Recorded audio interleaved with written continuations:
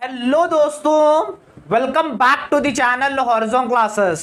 सो दोस्तों, आज के इस वीडियो में हम देखेंगे nature and significance of the management का पार्ट 4। और आज के इस वीडियो में हम दो टॉपिक डिस्कस करेंगे। फर्स्ट टॉपिक होगा हमारा लेवल्स ऑफ मैनेजमेंट और दूसरा टॉपिक होगा हमारा फंक्शंस ऑफ मैनेजमेंट। दो टॉपिक आज के इस वीडियो में डिस्कस करेंगे। दोस्तों, पहले आपको यह समझना जरूरी है कि लेवल्स क्या होता है और फंक्शंस क्या होता है। अगर टॉपिक समझेंगे तो आंसर आप अपने आप से ही कर पाएंगे। लेवल्स का मतलब होता है, आपने कई बार सुना होगा कि मैनेजमेंट में एक्चुअल व्यक्ति कौन आता है। क्या सीईओ आता है, क्या मैनेजर्स आते हैं, कि एमडी आता है, ओनर्स आते हैं, सुपरवाइजर्स आते हैं, कौन आता है एक्चुअल में मैनेजमेंट में, वो आपको लेवल्स में पढ़ना होता है। यानी कैसे कौन से व्यक्ति होते हैं कंपनी में जो मैनेजमेंट टीम में आते हैं, वो आपको इसमें लेवल्स में पढ़ना होता है। और फंक्शंस में आपको ये पढ़ना होता है कि मैनेजमेंट टीम का मेन काम क्या होता है, वो आपको फंक्शंस में पढ़ना होता है। दोस्तों, तो ज्यादा देर ना करते हुए हमारे वीडियो की हम शुरुआत करते हैं।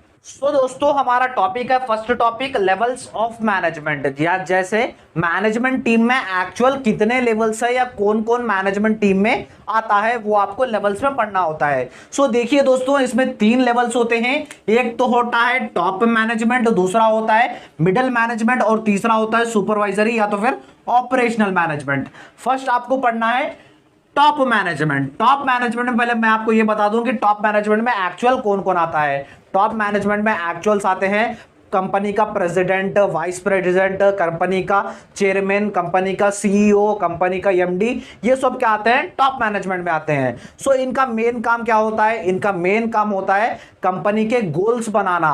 और गोल्स अगर सेट किए कंपनी के, तो उन गोल्स को कंपनी कैसे अचीव करती है, ये सारा प्लान बनाने का काम होता है टॉप मैनेजमेंट का। और ये जितने भी कंपनी में एम्प्लॉयज होते हैं, वो सारों को कोऑर्डिनेट करने का काम भी होता है टॉप मैनेजमेंट का। अगर कंपनी प्रॉफिट हुई तो उसके रिस्पॉन्सिबल टॉप मैनेजमेंट होते हैं, क्योंकि वही पॉलिसीज बनाते हैं। अगर कंपनी को लॉस हुआ तो यही रिस्पॉन्सिबल होते हैं टॉप मैनेजमेंट। समझ गए?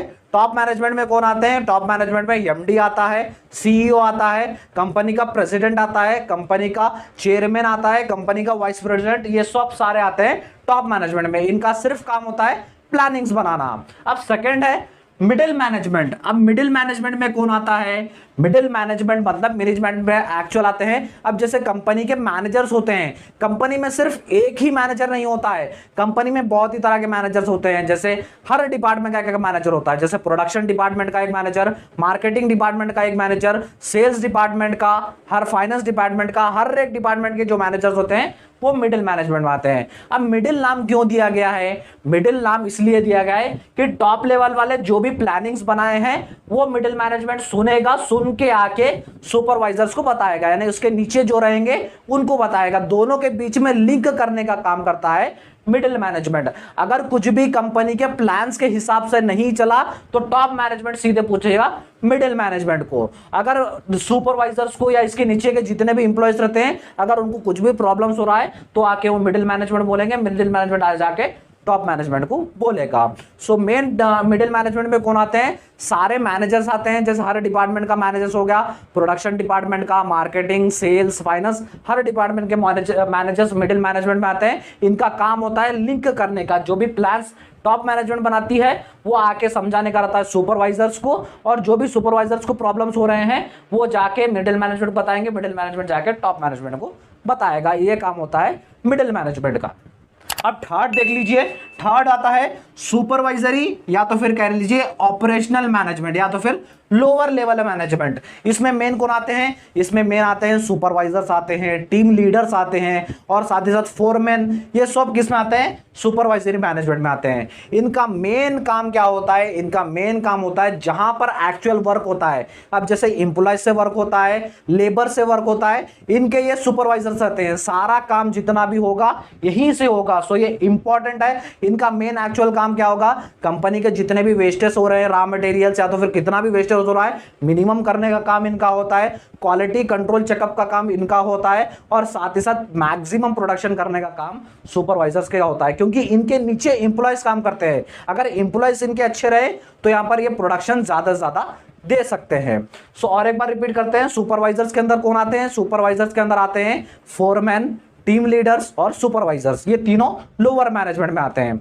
सो दोस्तों काम समझ लिए, टॉप मैनेजमेंट में प्लानिंग्स बनती है, मिडिल मैनेजमेंट में ये टॉप मैनेजमेंट आके मिडिल मैनेजमेंट को सारी प्लानिंग समझाते हैं, ये मिडिल मैनेजमेंट आके सुपरवाइजर्स को सारा काम करवाते हैं और सारा काम कराने की जिम्मेदारी होती है सुपरवाइजर्स की।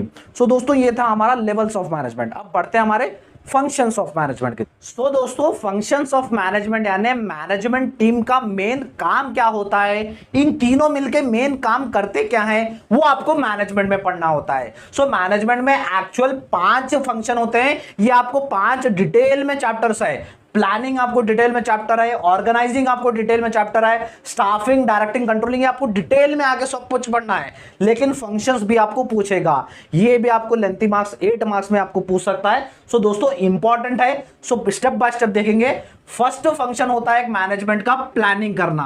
अब प्लानिंग मेन एसेंशियल स्टेप होता है, मेन फर्स्ट स्टेप होता है मैनेजमेंट टीम का। प्लानिंग से मतलब है कि आगे जाके कंपनी को क्या करना है, कौन से काम करना है, वो एडवांस में प्लानिंग करते हैं, जिसे वो कहते हैं हम प्लानिंग। अब जैसे प्लानिंग किसकी की जाती है, अब जैसे गोल्स कौन से सेट करना होता है वो प्लानिंग में की जाती है। इन गोल्स को कैसे अच्छी तरीके से अचीव करना है वो सब प्लानिंग के अंदर किया जाता है। प्लानिंग एक्चुअली मेन क्यों किया जाता है कि अपने पास जितने भी रिसोर्सेस है उसका बेस्ट तरीके से इस्तेमाल करते हुए अपना मैक्सिमम प्रोडक्शन देने के लिए प्लानिंग की जाती है। वेस्टेज को मिनिमम करने के लिए, रिस्क को हटाने के लिए मेन प्लानिंग की जाती है। सो फर्स्ट स्टेप होता है प्लानिंग। सेकेंड फंक्शन होता है ऑर्गेनाइजिंग। अब जैसे प्लानिंग कर लिए, अब प्लानिंग करने के बाद इन प्लान्स को कैसे अचीव करना वो सब किया जाता है ऑर्गेनाइजिंग। ऑर्गेनाइजिंग का मतलब होता है हर काम को बांटना। यानी अब जैसे कंपनी में बहुत ही सारे डिपार्टमेंट्स होते हैं, फाइनेंस डिपार्टमेंट होता है, सेल डिपार्टमेंट होता है, प्रोडक्शन डिपार्टमेंट होता है। हर डिपार्टमेंट में टास्क बांटना, यानी ये कंपनी के ये डिपार्टमेंट को ये काम करना होगा, ये डिपार्टमेंट को इतना काम करना होगा, और साथ ही साथ कौन से व्यक्ति लगते हैं ये सब उनको ड्यूटीज बताते हैं, और कितना पैसा लगेगा, कौन सी मशीनरी लगेगी, कौन से लेबर्स लगेंगे, ये सब ऑर्गेनाइजिंग में होता है। ऑर्गेनाइजिंग यानी ड्यूटीज को बांटना का काम होता है ऑर्गेनाइजिंग में। थर्ड है स्टाफिंग। अब ड्यूटीज तो बांट दी, अब ड्यूटीज को करने के लिए व्यक्ति भी चाहिए, एम्प्लॉयज भी चाहिए। सो राइट पर्सन को राइट जगह का अपॉइंट करने के लिए स्टाफिंग किया जाता है। अब कंपनी में प्लानिंग तो कर लिए, ऑर्गेनाइजिंग कर लिए, अब स्टाफिंग में राइट पर्सन को राइट जॉब पे अपॉइंट किया जाता है। इसमें अपॉइंटमेंट, जैसे HR में रिक्वायरमेंट का काम स्टाफिंग में होता है। अब जैसे उनको ट्रेनिंग देना, नए एम्प्लॉयज है उनको ट्रेनिंग देना, उनका प्लेसमेंट करना, ये सब होता है स्टाफिंग के अंदर। ये काम होता है मैनेजमेंट का। अब जैसे स्टाफिंग में और आता है, जैसे आपके ऑलरेडी एम्प्लॉयज है, ऑलरेडी एम्प्लॉयज को आपको कैसे कितना प्रमोशन करना है, कितने उनके सैलरीज में हाइक देना है, और कहां पर उनको प्रमोशन करना है, कहां पर ट्रांसफर करना है, ये सारा काम स्टाफिंग के अंदर एक मैनेजमेंट टीम करती है। 3 फंक्शंस हो गए। अब फोर्थ फंक्शन है डायरेक्टिंग। डायरेक्टिंग का मतलब होगा आपके प्लस एम्प्लॉयज तो है, लेकिन अगर आपके एम्प्लॉयज अच्छे से काम करेंगे तो आपको प्रॉफिट बढ़ेगा। अगर आपके एम्प्लॉयज सही तरीके से काम नहीं करेंगे तो आपको प्रॉफिट नहीं बढ़ेगा। सो आपकी मेन कंपनी डिपेंड करती है आपके एम्प्लॉयज के ऊपर। एम्प्लॉयज अच्छा काम करेंगे तो प्रॉफिट बढ़ेगा। सो एम्प्लॉयज को अच्छा काम करने के लिए मैनेजमेंट का टीम का काम होता है कि उनको गाइडेंस करना, उनको मोटिवेट करना। अगर आपके एम्प्लॉयज मोटिवेट रहेंगे तो आपका प्रॉफिट ऑटोमेटिक बढ़ेगा। सो डायरेक्टिंग में मेन काम होता है एम्प्लॉयज को मोटिवेट करना, एम्प्लॉयज को लीडरशिप देना, एम्प्लॉयज को गाइडेंस करना, ये सब काम होता है डायरेक्टिंग में एक मैनेजमेंट टीम का।